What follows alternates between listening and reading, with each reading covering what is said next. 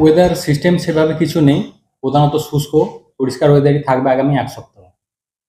কিন্তু 7 তারিখ নাগাদ উপকূলের কাছাকাছি পূর্ব পশ্চিম মেদিনীপুর এবং ঝাড়গ্রাম এই সাইডটা দু এক জায়গায় হালকা ধরনের বৃষ্টিপাতের সম্ভাবনা থাকছে। এছাড়া 7 তারিখে অন্যান্য জেলাগুলোয় আংশিক মেঘলা আকাশ। আদারওয়াইজ আগামী এক সপ্তাহ প্রধানত শুষ্ক পরিষ্কার ওয়েদারই দক্ষিণবঙ্গ উত্তরবঙ্গ দু জায়গাতে। উত্তরবঙ্গের ক্ষেত্রে 7 তারিখে শুধু দার্জিলিংয়ের সাইডে দু এক জায়গায় হালকা বৃষ্টির সম্ভাবনা থাকছে। তাপমাত্রার খুব একটা উল্লেখযোগ্য পরিবর্তন থাকছে না আগামী 5 দিন। কলকাতা পার্শ্ববর্তী অঞ্চলে দিনের সর্বোচ্চ তাপমাত্রা মোটামুটি 30 থেকে 31-এর কাছাকাছি থাকবে। সর্বনিম্ন তাপমাত্রা প্রায় 21 ডিগ্রি কাছাকাছি থাকবে। পশ্চিমের জেলাগুলোতেও তাপমাত্রা এখন খুব একটা বেশি নেই, মোটামুটি 31 ডিগ্রি কাছাকাছি রয়েছে বেশিরভাগ জায়গাতে। ওয়েদার সিস্টেম সেভাবে কিছু নেই, প্রধানত শুষ্ক পরিষ্কার ওয়েদারই থাকবে আগামী এক সপ্তাহ।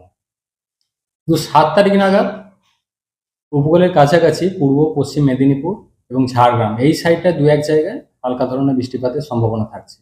এছাড়া 7 তারিখে অন্যান্য জেলাগুলোয় আংশিক মেঘলা আকাশ।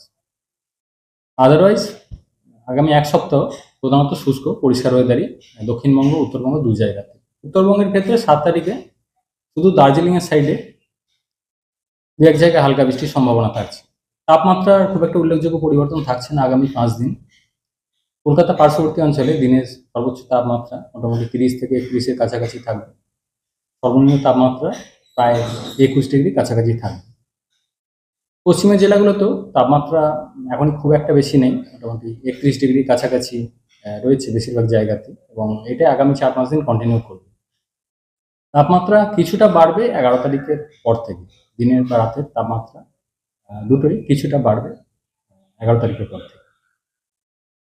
বৃষ্টিপাত উপকূলবর্তী জেলাগুলোর কারণটা বৃষ্টিপাত খুব একটা লোকালাইজড বলা হয়েছে, যেটাও বলা হয়েছে জাস্ট পূর্ব পশ্চিম মেদিনীপুর ঝাড়গ্রাম এই জেলাগুলোয় দু এক জায়গায় হালকা ধরনের বৃষ্টিপাতের সম্ভাবনা থাকছে 7 তারিখ, লোকালাইজড অ্যাক্টিভিটির কারণে। সতর্কবার্তা না, সেরকম কিছু সতর্কবার্তা নেই, মেনলি পরিষ্কার ওয়েদারই থাকে।